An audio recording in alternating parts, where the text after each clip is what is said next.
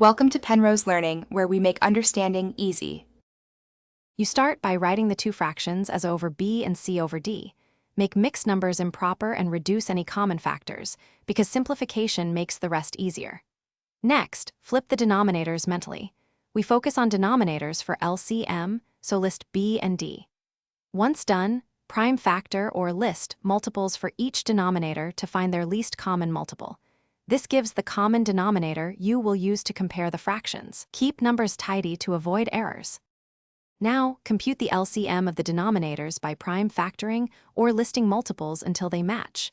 For example, factors 8 and 12 give LCM 24. Once you identify the LCM, determine the scale factor for each denominator. Divide 24 by the original denominator to find what to multiply the numerator by. Then scale each fraction's numerator by that factor.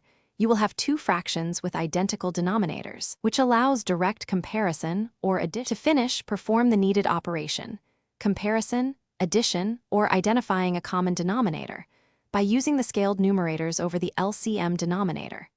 If you add or combine, simplify the resulting fraction by dividing by common factors. Reducing restores clarity.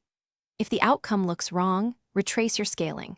Confirm you divided the LCM by each original denominator correctly and multiplied the numerator by that exact factor. Often a single misplaced factor causes the error, so recalculate that step carefully.